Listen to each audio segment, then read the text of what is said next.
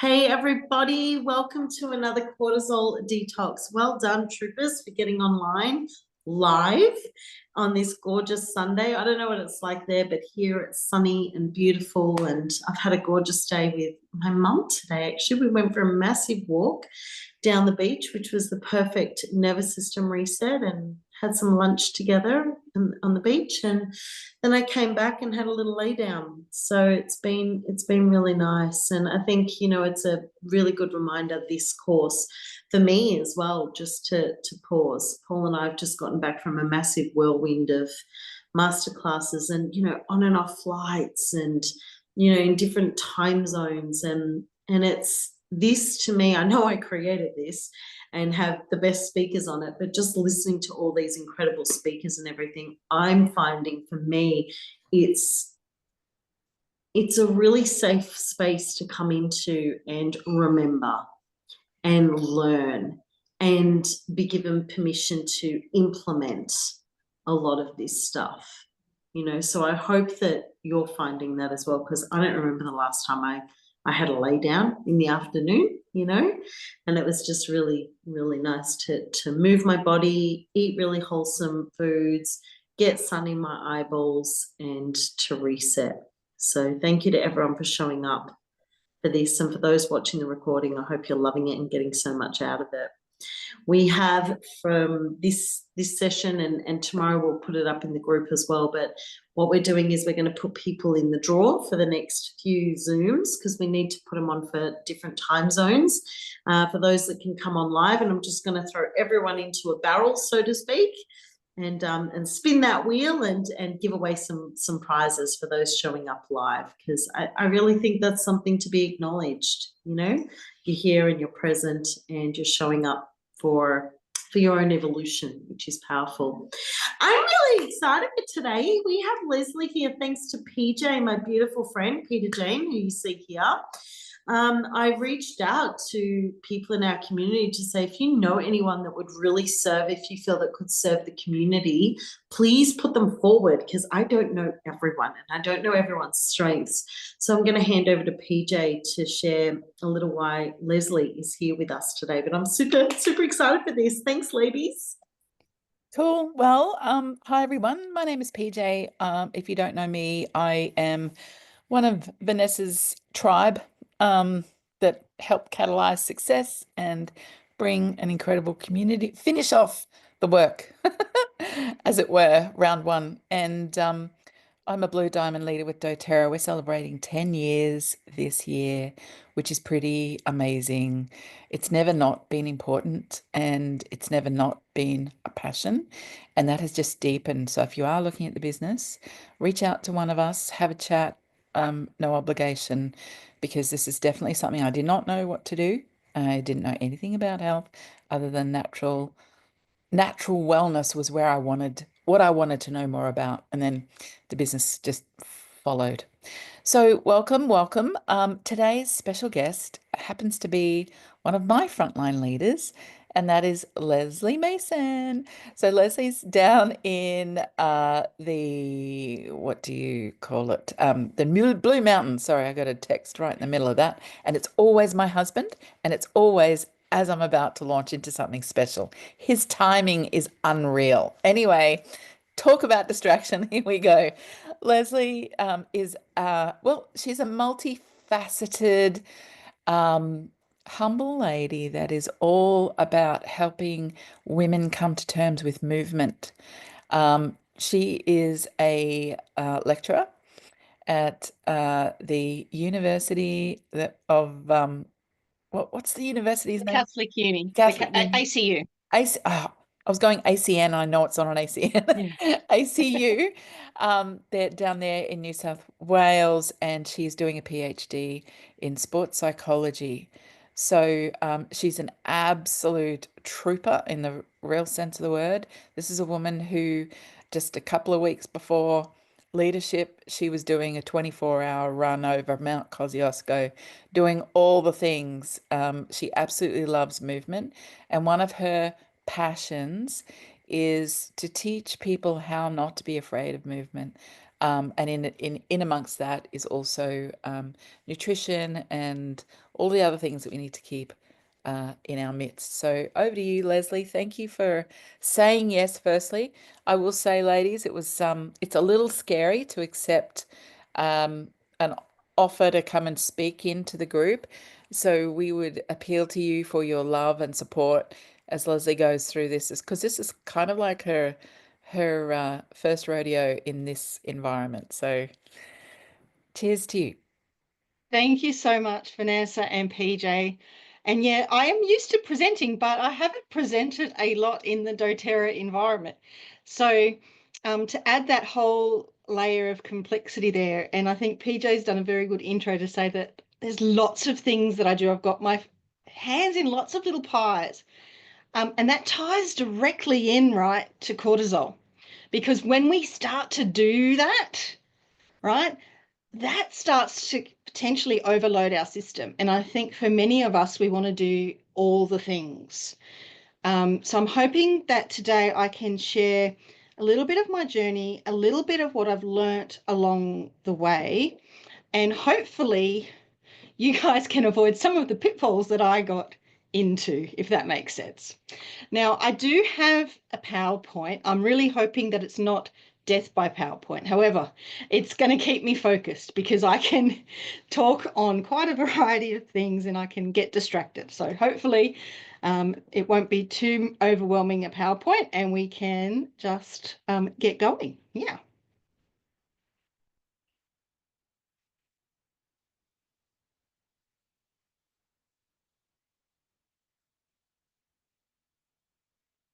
Alrighty.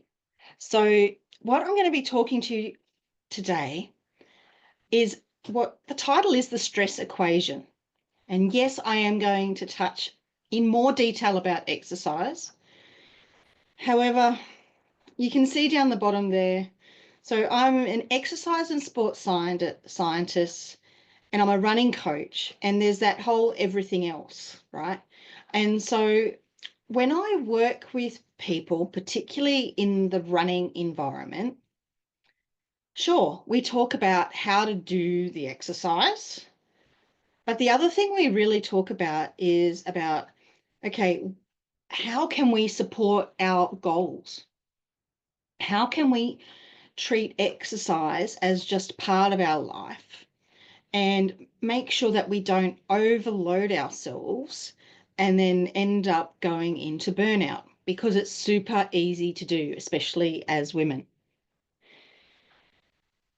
So before I get into all of that, with your guys' permission, I'd like to share a little bit about myself. Is that okay? Cool.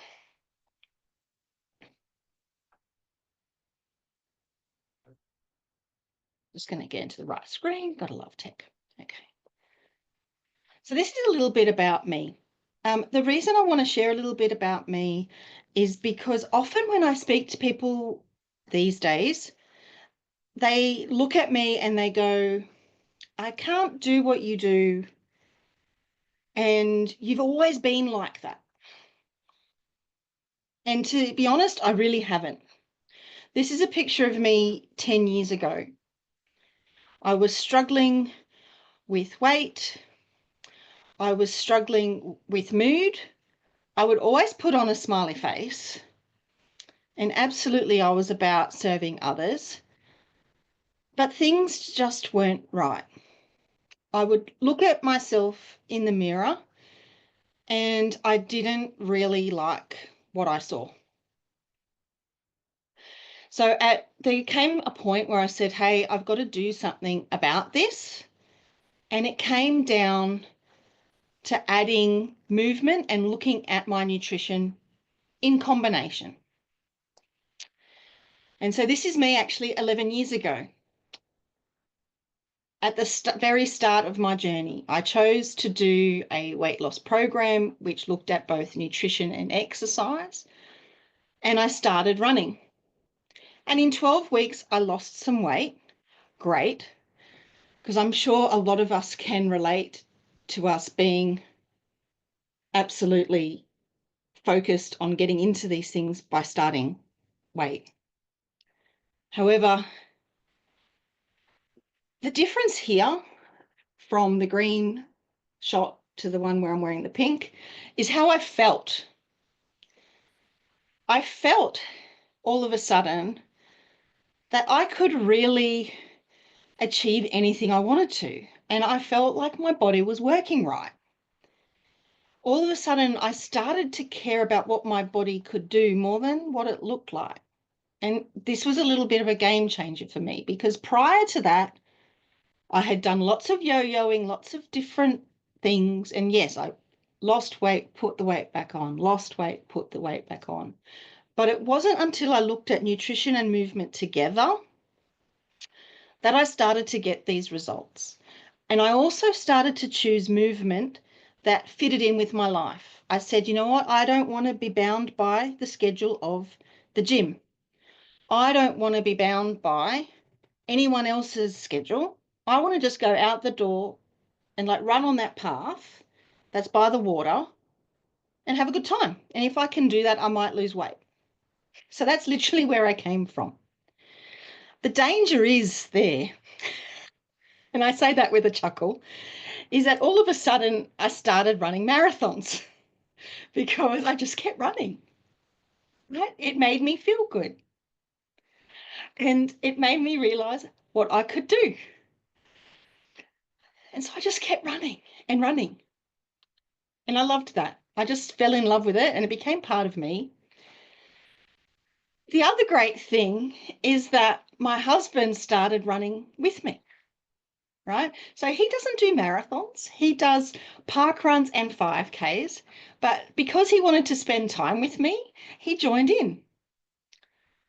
Now, I started a walking group recently, and so I've got my mum, she comes to that too. So when you start doing stuff, when you start adding to your habits, you'd be surprised who you can influence along the way.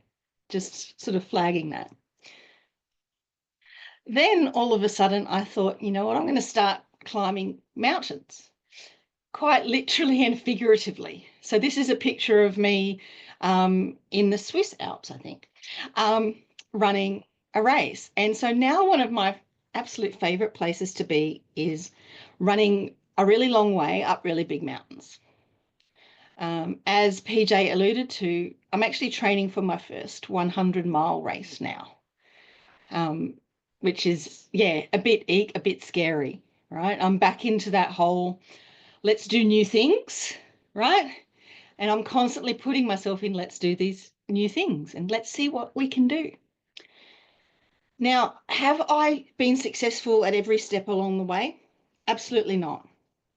There have been races that I've started and I've been too slow for the cutoffs.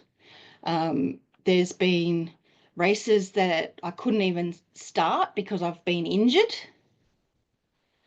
There've been races where I've had lots of tummy trouble issues. So it's far from perfect, right?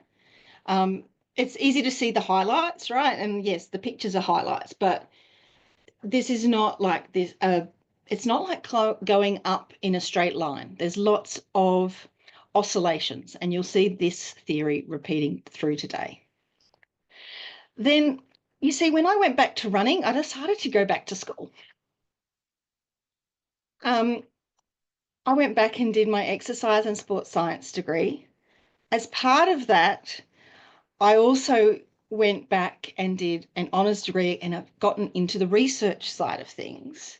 And so I then kept running alongside all of that. So this is the whole, like I was saying, do all the things.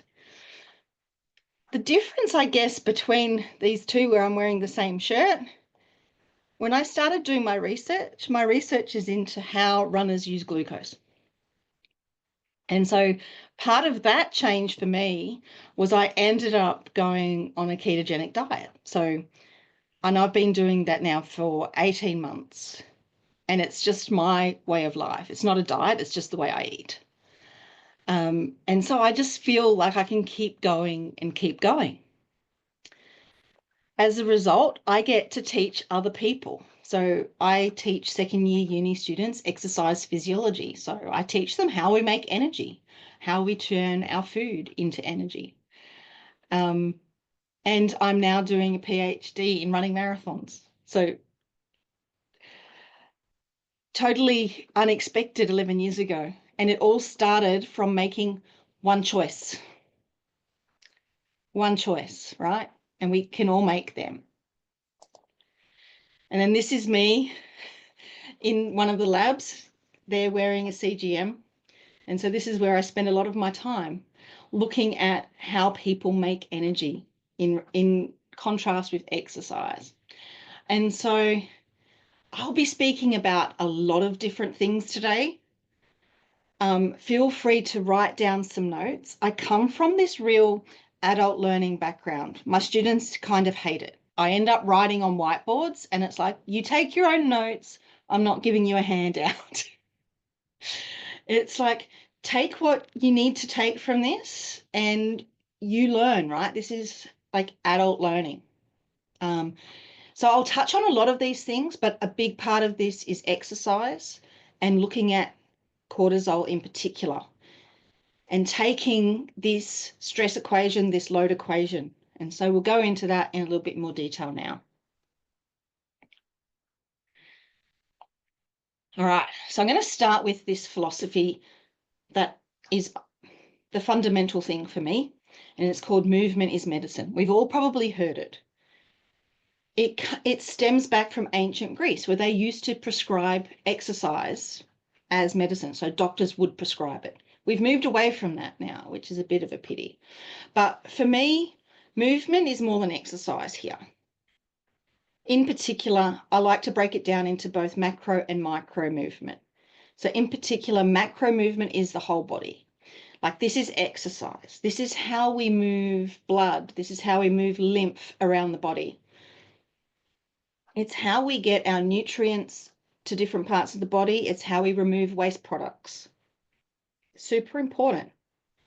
Then we can overlay that with what I call micro movement. Now, this is our cellular movement. So we've got here a cell, and you can see here, we want to move things in and out of our cell. So on the micro level, the same things happen. Our cells are making energy. We have byproducts. These things need to get out of the cell. We need to get nutrients into the cell. Movement is both of these things. So for me, yes, exercise is my macro movement, amongst other things. But this micro movement, this is where essential oils come into their own, right? Because this membrane around the edge is oil, right? Oil and water don't mix, but oil and oil work together like peas and carrots, if I use the whole Forrest Gump analogy. And so this is how, for me, my passions intertwine.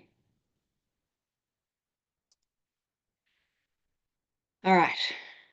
So like I said, largely I'm going to be talking about exercise. But what I do best with my clients is talking to them about how to manage exercise with their lives, right? We're going to do some basic maths today in a way. And it's not going to be numbers, but we're going to take you through an equation about how we manage stress. Like as we go through, please take your own notes. And we want to see how balanced your own equation is as we go. So let's just stay a little bit open and explore what resonates. I do want to find a way to quantify this one day. Maybe that's another research study. But ultimately, the main outcome here of the equation is stress. And the thing I really want to talk about is that absolutely it is about that feeling of overwhelm. It is about anxiousness, but at the same time, it's not just that, right?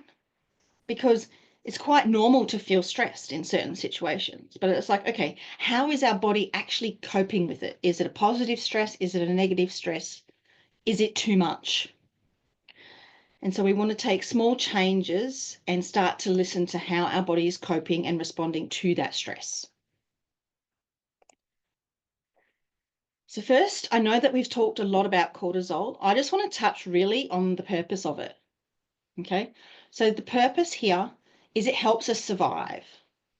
I want us to sort of reframe cortisol as a helpful tool, right? It exists to help us respond to danger, to wake up in the morning, and to regulate our energy. It's not a bad thing. It follows a beautiful daily rhythm. So it's highest in the morning, typically tapering at night. Where we come into a bit of a drama, I guess, is that acute stress is great. We have peaks and troughs, we deal with it. We go into fight or flight, then we go into rest and digest, and we're happy. However, if our cortisol is chronically elevated, that's when we get our health issues. So let's be super kind to ourselves and sort of say, hey, if I do have either chronically high or chronically low cortisol, that's okay, right? Let's just help get some oscillation happening. Let's get some movement happening and start to do some choices that support that. So let's have a look.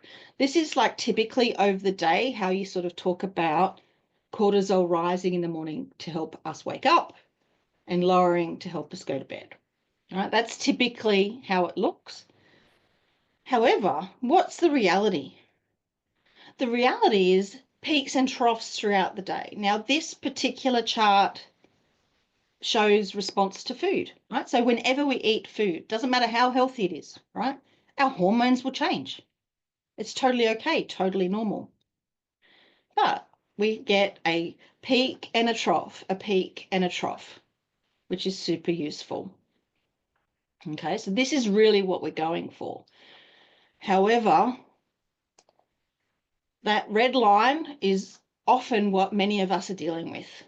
And so we want to add opportunities to bring it back down, and so we can get those peaks and troughs. So this is a great reminder. So Steve Magnus is actually an exercise scientist and one of the top in the field. He's like, stress is not your enemy, right? It's helping you, right? It's helping you every time. But it's how we handle it, how we look at it. Is it a threat or is it a challenge? Is it anxiety or is it excitement? How can we reframe it, right? And it's not psychology, it's actually biology and physiology. So I'm going to ask us to now stop thinking about stress as stress. Let's not call it stress anymore. No deal. We're going to call it load, okay? Because it's what we're handling, okay? Or not, right? And that's okay too. But let's look at load and why it matters. So let's treat load like our bucket. Load is everything our body perceives as stress, whether it's physical, mental, or emotional. In my running coach world, often I'm talking about training load. And so that's great. Training load is how much we run or how much we work out or lift weights. Great. But no one element of our life operates in isolation. It doesn't separate work stress from life stress, from training stress, from poor sleep. It doesn't separate the stress from a bad diet. It adds them into all one bucket, and this is our load. And you can see here on the screen that there's quite a lot of different things. But you can see there's also a little tap. And that little tap means that we can relieve it so that the bucket doesn't overflow. Okay, so when the bucket overflows, that's burnout, that's illness, emotional reactivity. And so we need to manage this load. And so it's not necessarily always about putting less in. It's like, okay, how are we mediating that tap? You know, what are we doing with our self-care? Do we have good connections with people that we can share what's going on in our lives? Do we have community? So when we move things around the body with movement, and when we move things in and out of our cells, you know, this is actually managing our load, right? We could treat this bucket like our body and like our cells, right? Our cells can overflow, our body can overflow. We've got substances moving around, let's manage it better. It's a classic let's work smarter, not harder scenario, actually.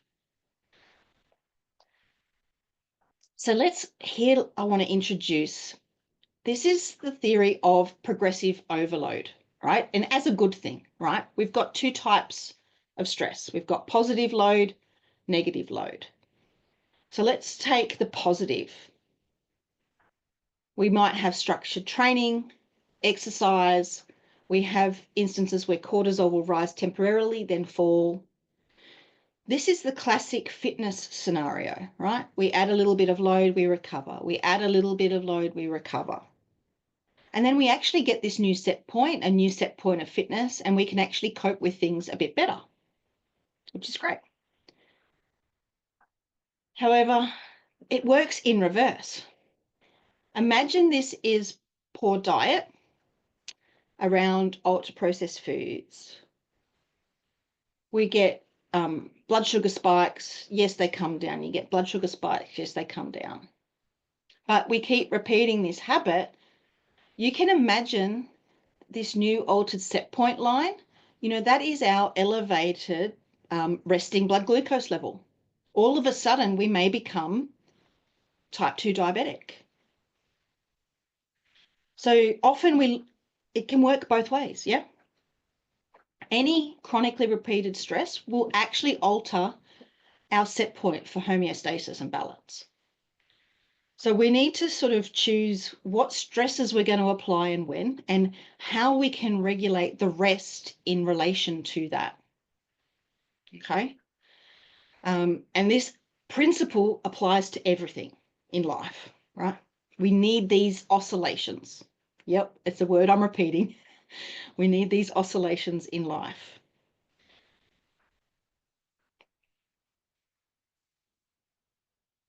Now, invisible load is a topic I guess gets spoken about a lot with women. Now, we might not always know where our stress is coming from, but we can see how it's impacting us. So if we're getting extra irritable, especially to noise, if we're having trouble sleeping, if we're feeling super wired but exhausted at the same time, we're starting to feel like lots of tension, like headache tension or digestive issues, we may have load on our body and on our mind that we're not seeing. So there's 5 here that I've literally pulled this off Instagram, right? And I love this. Stress for working women, etc. We know things like perfectionism, overcommitment, overload. Okay, great. These are quite broad terms. Let's add to this. Hidden sources of load, like for all women, yeah? Mental to-do lists. Do you keep your to-do list in your head and don't write it down? That's going to add stress. That's going to add load. That's going to rise your cortisol levels, yeah? Perfectionism. Do we want to keep everyone around us happy? Like, are we stuck in a people-pleasing cycle? Are we constantly multitasking? What are our boundaries like? Particularly around things like social media, yeah? And overtraining. I've put this next to unaddressed emotions, right? Because often people will put energy into certain places, right? And I find this a lot with runners. I'm going to go for a run to run away from all my problems. That then ends up adding load without actually addressing some of these underlying things that people might need to deal with. So if you feel any of these things, start to think about, are there some hidden sources? Do I have some invisible load happening? Because other parts of life might not have changed, but there could be things there, right, for you. This is a good one to take some notes down because I can see people nodding, yeah? So it's like, what elements here are adding load for you?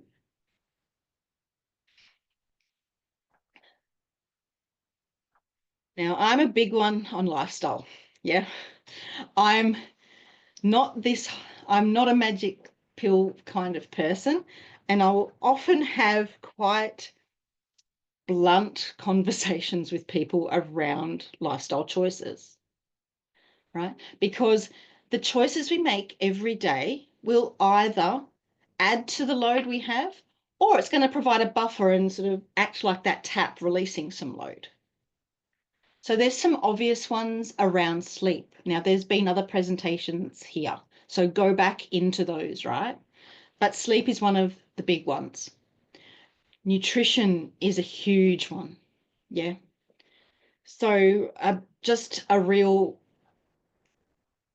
honest scenario here. If you're looking to lose weight, 80% of the weight loss equation is nutrition. And it's not necessarily calories, by the way. That's a whole other thing, and I probably don't have time to go down that path completely, but it's not necessarily just calories. Then, of course, we have toxins, right? In the doTERRA world, we often talk about low tox, but let's talk about the whole gamut here. Yes, there's the chemical load, but there's toxins in the food we eat in terms of how it's packaged. Like, how much are we relying on processed foods? Because if we are, there are going to be substances in those foods that are actually going to add to our load. Beautiful whole foods are going to help buffer our load. What about the clothes we wear? This is one that people often don't think about, particularly in an exercise context, right? Polyester clothing, exercise under our armpits. We're putting microplastics into our lymphatic system. Just throwing it out there, yeah? There's a whole range there. Then there's often, okay, toxins. What about toxic emotions, toxic relationships? How can we put any boundaries around those, right? So toxins, I think, needs to be consider this a bit broader. Then, of course, our choices around routines, our choices around relationships, and of course, around exercise. Now, it's not just whether we choose to exercise or not, but there's also elements around what type. Now, I just want to share one little thing around nutrition. This is a paper that was released, I think, 2 weeks ago. It's a study done in men. They actually had different shakes. They had 4 different shakes that they had. They had a shake that was only carbohydrate. They had a shake that was only fat. They had a shake that was only protein, and then they had just plain water. This chart shows that when the carbohydrate only, which is the top one, how long after consuming it did cortisol levels remain elevated in comparison to something like protein or even fat, which is this square one. So just as I showed that chart before about the oscillations in cortisol to meals, you know, the macro composition of our meals can directly impact our cortisol levels. So I'm just leaving that out there because I think sometimes it's food for thought, so to speak. But everything we do every day impacts our cortisol levels. It's not always bad, but let's be aware. Okay, let's get into the nitty-gritty around exercise. Because there are a few things out there that aren't always positive about the association between exercise and cortisol. Now, in the short term, cortisol does increase. It's an absolutely normal response to movement and is something you would be expected, because when we start to exercise, this is fight or flight. And it absolutely is, but is it an appropriate flight or flight? Absolutely, because we want to move. Difference is our body doesn't know that we're not running from a bear. It doesn't realize we're running for fun, but it will still spike our cortisol. It does help us with energy focus and inflammation control in that short term. Over the long term, when we do regular training, our stress tolerance improves and we can actually get lower baselines of cortisol over time. Where we get stuck is if we overload.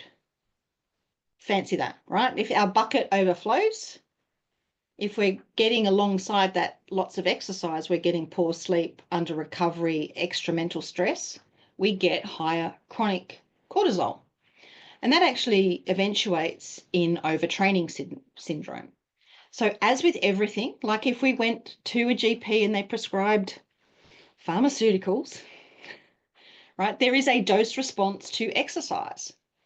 And it should be used as such, right? It's a little bit like Goldilocks, but we want the right amount to give us the benefits that we want. So now we can kind of think about, hey, what type?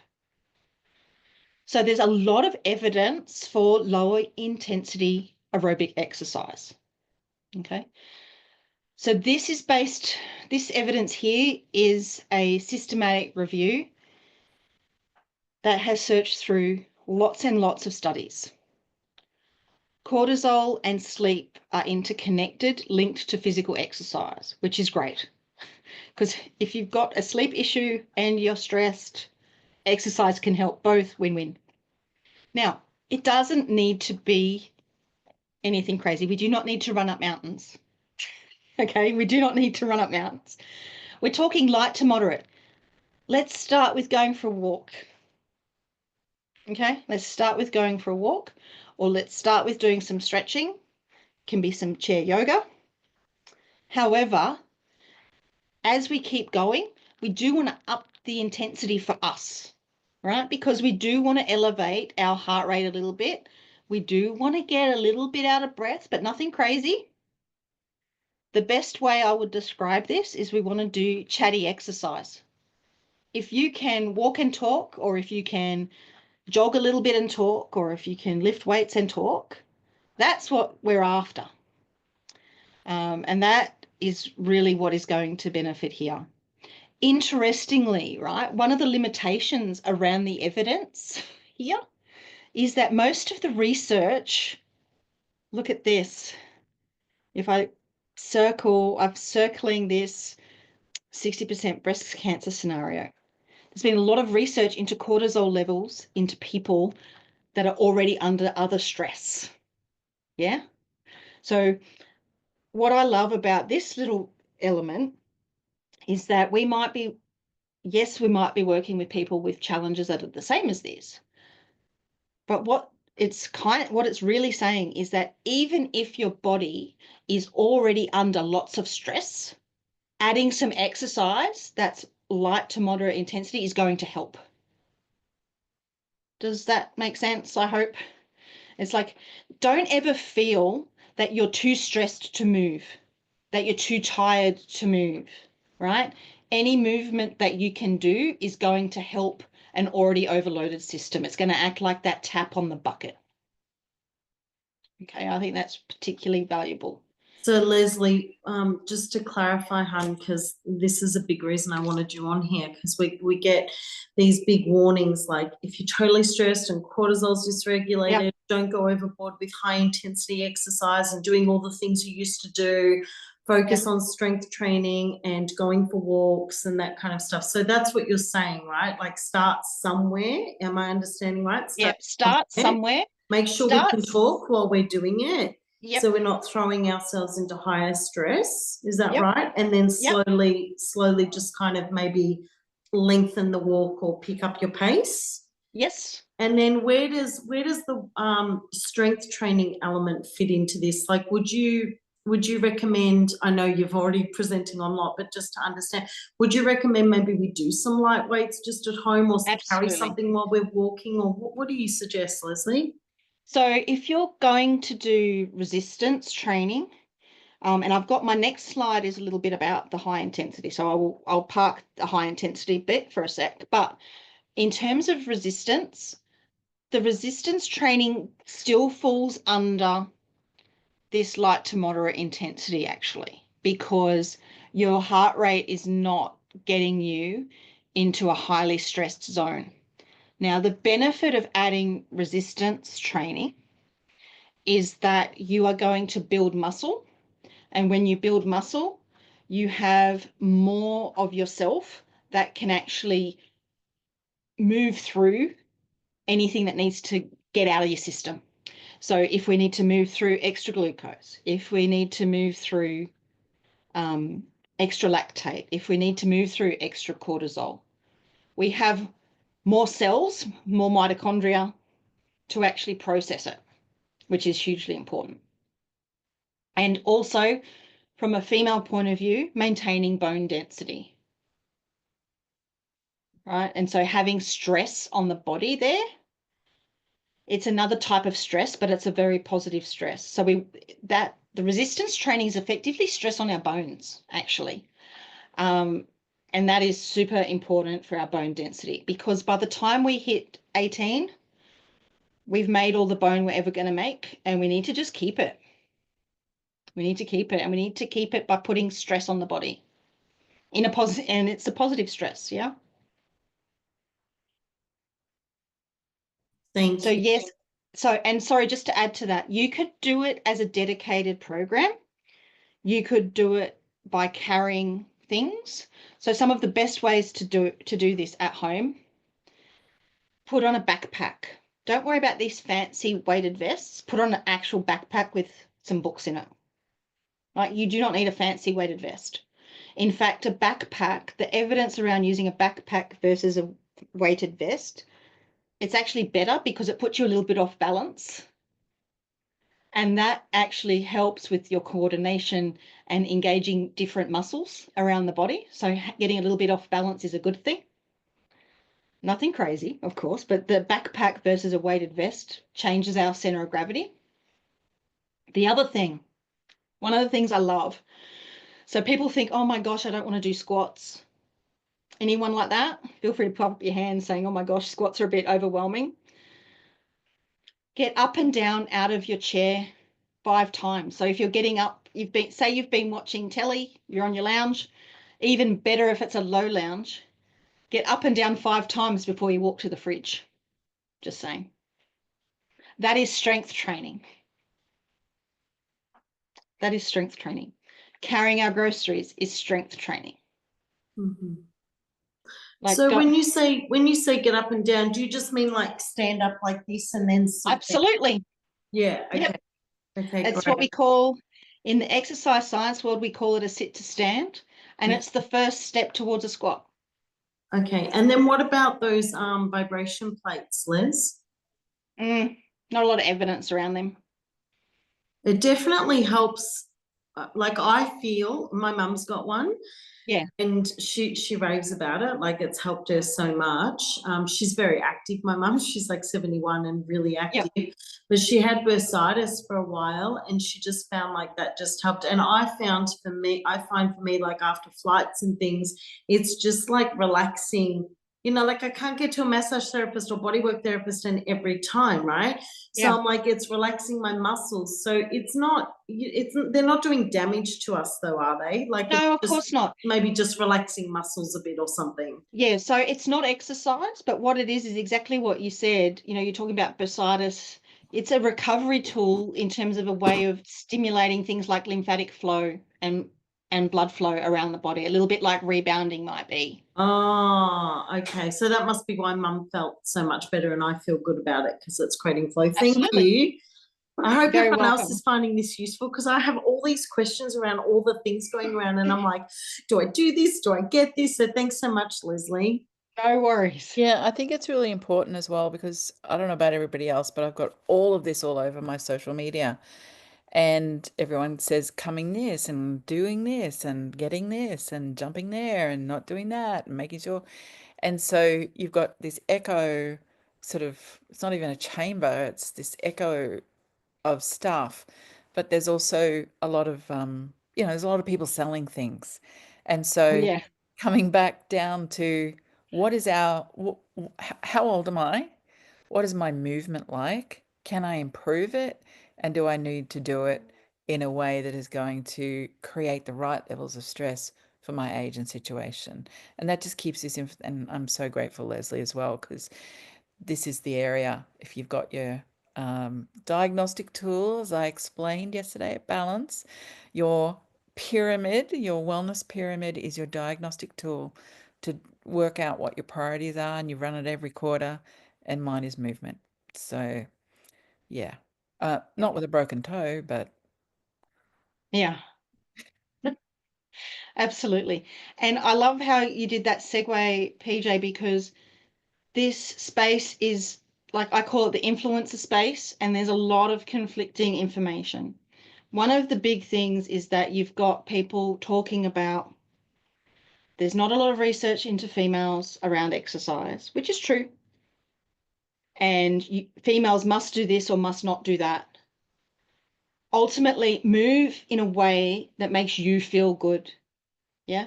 You do want to elevate your heart rate a bit, but find something that resonates with you. Like, my story is successful because I found movement that brought me joy. Yeah. And so it wasn't a chore anymore. If movement is a chore, you won't do it. So there's so many ways you can do this. Now, one of the influencer spaces is around high intensity interval training. Now, high intensity interval training, for those that may not know, is where you might do something like a boot camp, and it's like, work hard, and they're going to get you to work hard for a period of time. Okay, recover. And then it's like, work hard again. So is it useful? Well, firstly, any kind of movement is useful. Just saying. Secondly, HIIT can be useful, but only if it's executed properly. What that looks like is you've got short bursts of, say, 10 to 20 seconds, very short bursts, where we're looking at high intensity, so like 90% effort all out. And then we have long rest periods of, say, 2, 3, 4 minutes in between. Now, you can see here that the reason this works is because we've got this great oscillation of effort, right? This is a chart which shows a perfect execution, right? We've got high intense and we've got these responses of recovery. And so this is using heart rate. And you can see that people are building their heart rate, but then it's also coming all the way down in between. Like, yes, that doesn't come down quite as far towards the end reps, but that's to be expected. But you can see we've got this big variation between being on and off. Now, when we're not executing this properly, you end up with much smaller oscillations, and we end up in this middle zone. Unfortunately, the middle zone means that we're not getting enough recovery, and it means that we're just building on our cortisol levels. This is why I recommend that unless you are working with a trainer, this is not something to do, I wouldn't recommend on your own. Like, stick with that chatty pace exercise, and that will actually help you a lot better. And it's a much easier way to get started too. Okay, but there are some scientists out there saying this is the only thing women should do. It's absolutely not the case, right? That's just their area of research. And yes, even I am biased in my own area of research, right? But I do present evidence on both. If done well, this can work. Now, the best way, right, to use exercise to manage cortisol is we want to use intensity and rest intervals. Okay, so this little chart here on the left is showing we have a exercise that could be short duration, high intensity, or long duration, low intensity. That's the same amount of load on the body. Okay, so we can manage that and how we do that distribution, just as long as you bear in mind what it is. The trap we get into is that we think, oh, this exercise was only short, so I need to do more of that. And then we can end up overloaded. Yeah. So just realize that even short bursts of high intensity exercise can be quite high in load. Now, the best way to manage it is actually heart rate. So for those of us that have like smartwatches that manage heart rate, make sure that that heart rate's not getting too high. Yep, that we can still talk, and that if we are doing short bursts of high intensity, that our heart rate is coming down all the way before we get to the next one. Okay, so manage your intensity over time. This is best if you're a bit uncertain. If you're wanting to play around with training, you know, work with a professional here, right? If not, just go out and move. Okay, now this is where I was coming to, right? This is our equation. I would often refer to this as stress plus rest equals success, but really it's load and recovery equals success, yeah? So you can see here I've got a bunch of elements here that is load. You know, training, life, challenges in situations, toxins, our invisible items we talked about. Then we've got our recovery tools, sleep, play, yeah? Do things we enjoy, how we nourish ourselves, creativity, time in nature. I know we've got different sessions on Shinrin Yoku. My gosh, one of the top things I would go for. It's part of the reason I love running in the bush, right? I'm getting out in nature. Now, success. Let's talk a little bit about this. So often I work with people that have very specific performance goals around running. Performance is not just that. Performance is, can you play with the kids, play with the grandkids the way you want? Can you do the things in life that you want? Like, do you live in a 2-story house, and are you able to access all parts of your home whenever you want? Like, that is performance. Are you able to carry your groceries? Can you put the groceries in the top shelf?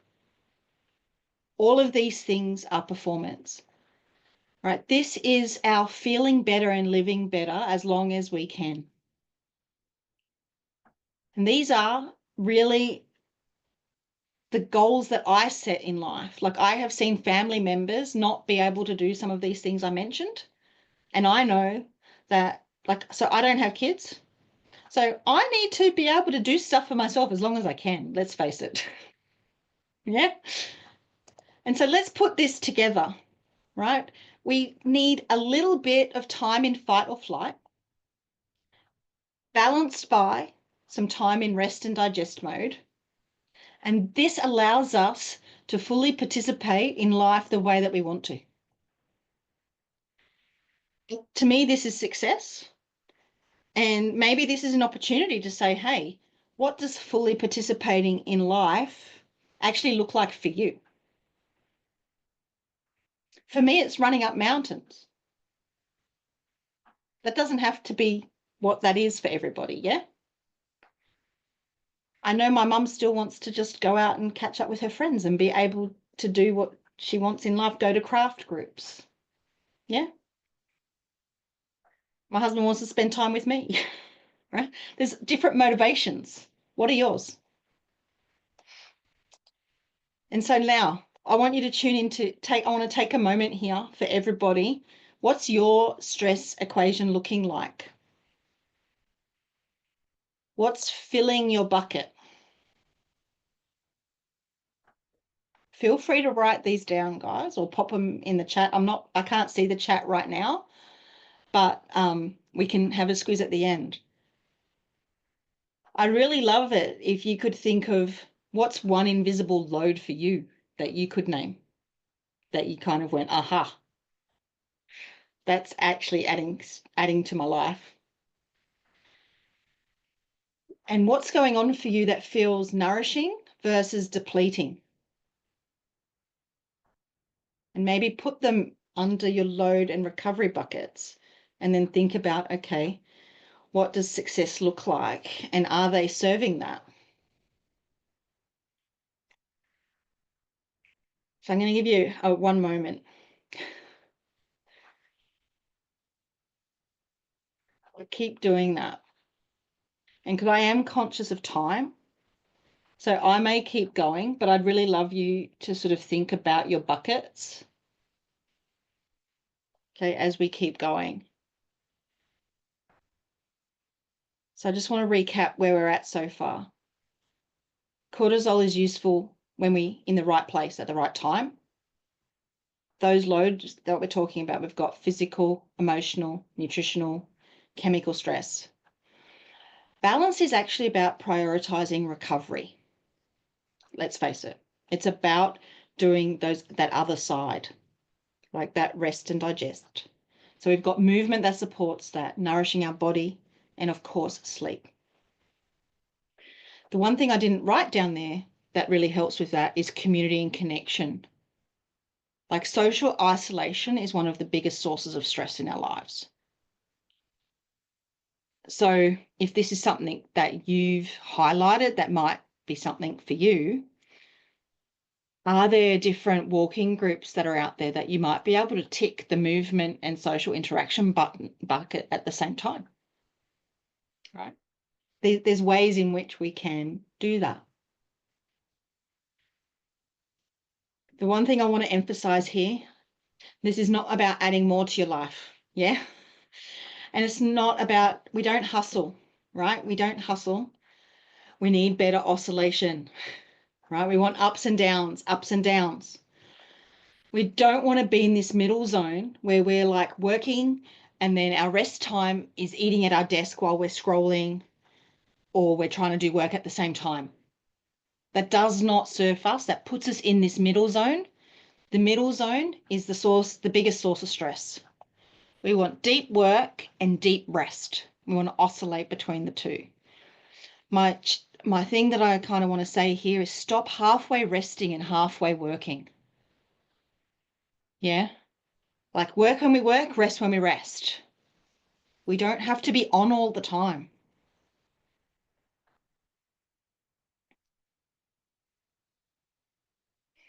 I know a lot of us here know Dr. Axe. I loved this post. This was literally yesterday. I'm like, how perfect. You know, since when should we feel guilty for resting or being still? You know, we push, we run on fumes. Who feels like they're ever running on fumes? Yeah. Yeah. It happened to me just before leadership, right? And my body absolutely told me, Leslie, what the heck are you doing? Yeah.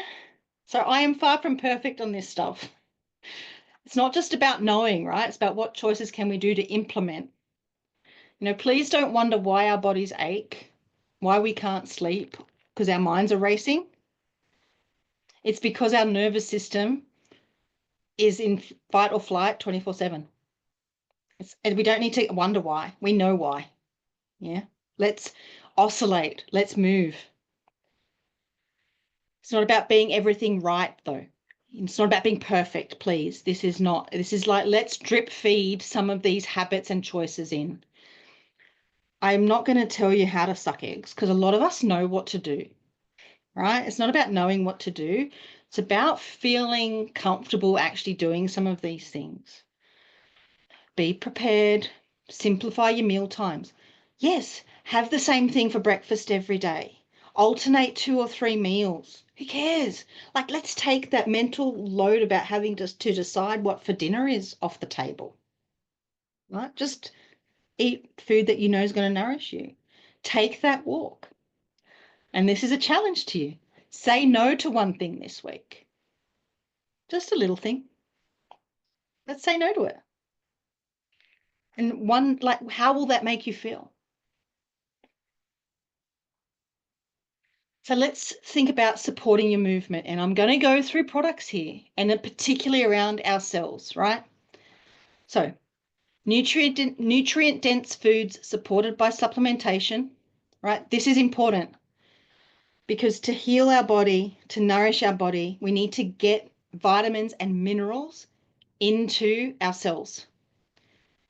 You do not need carbs to do that at all.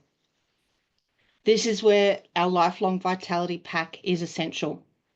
We can physically move our bodies all that we want, but if we cannot nourish our cells with vitamins and minerals, our cells still can't do the job.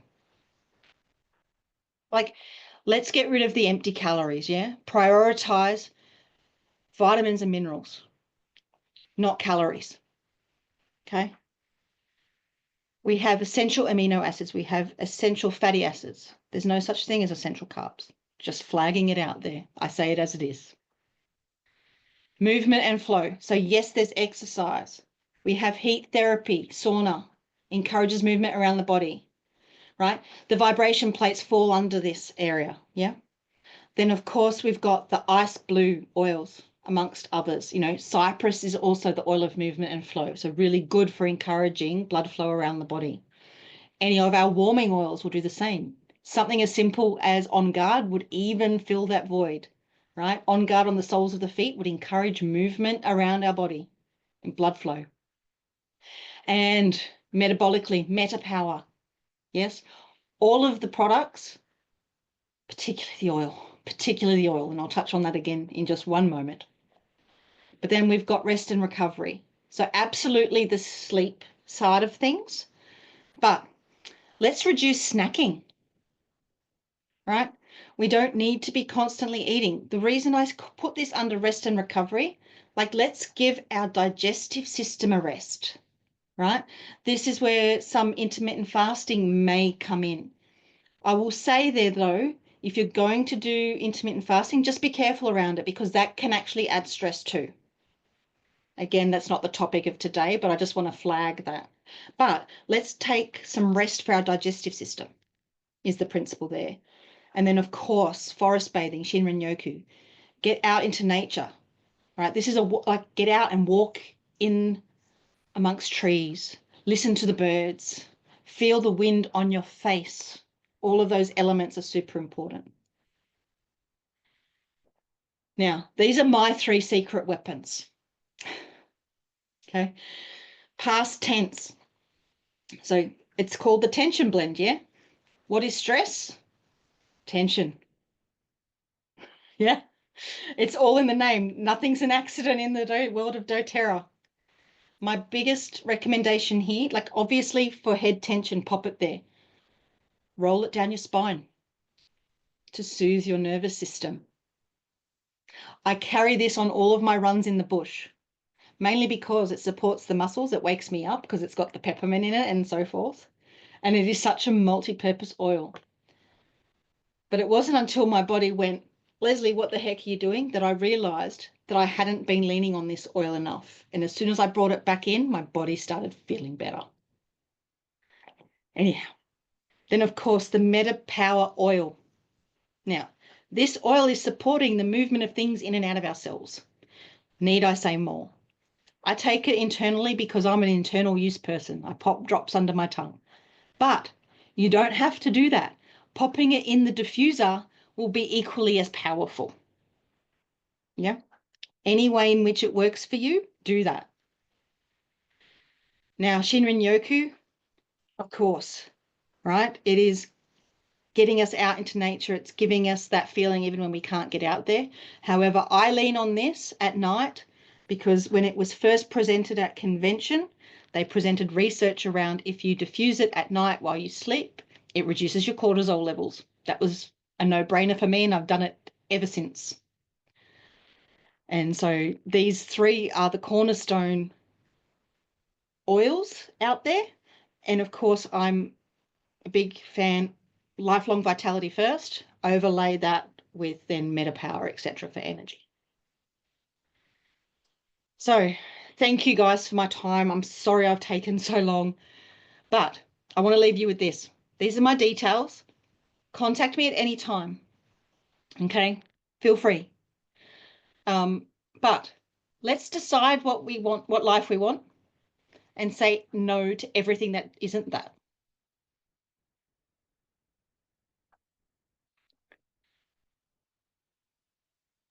Amazing. Thank you so much, Leslie. My gosh. Do you want to just come off screen share and we'll see all the faces? Yep, you've done it. Great. That was amazing. Who here, please put a number 1 if you found that so useful and you're now clearer on this particular topic. Yes. Yeah. Me too. I'm definitely one in there. Are there any questions? Would anyone like to come off mute and just ask any questions before we turn off the recording? We'll turn off the recording and do questions for anyone who'd like personal questions. But yeah, please just ask if there's anything now for any of you. While they're thinking of their questions, Yes, sweetie. something that came up through, all of the last sort of 12 to 18 months is that if any of you follow Gary Brecker, he's worth looking at. He's more about your elite high performance individual. So it may not resonate with everyone here, but definitely worth listening to some of his theology in his science and the way he approaches things. And he's made some really good comments recently around comfort. And that's that middle zone that Leslie's speaking of. We're too comfy. We walk around in air conditioning and we set it to exactly 24.5. We don't sweat, and we see this generation sees that as successful. We don't move. We see that as sort of coloring within the lines, as it were. And by doing that, I was looking at your rest and recovery, format or flow there, Leslie. And I was thinking, look, if anything, I think, and especially in this industry, we can probably lean a little bit too far to the right in terms of sitting in the self-care, self-care, self-care, but we haven't actually balanced that with moderate stress and work on our bones and our giving our digestive system. So we need to swing the pendulum a little harder than we do, I think. Yeah. That's pretty much what you were speaking to, wasn't it, Leslie? Yes, absolutely. Like, we need peaks and troughs in life. Like, it is what life is about. And if we go too far either way, we're not going to serve ourselves in any meaningful way, whether it be physically, emotionally, anything else. Because our body needs challenges, our brain needs challenges. We just don't need to be overloaded with that. Yeah. Yeah.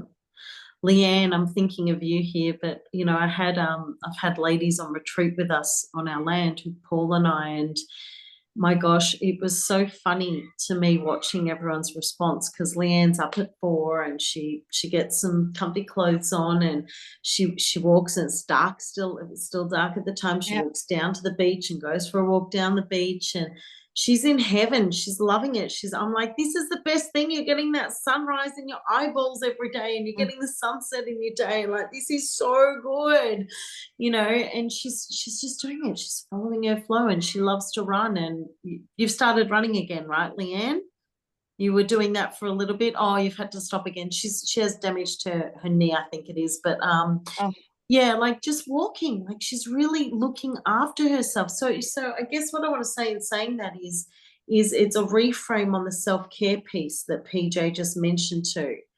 And Leslie, I love that. Let's just have those peaks and troughs still, where we've kind of become a bit afraid of them. I think because I know I can speak for myself here, but because I've just had this, and then the crash happen.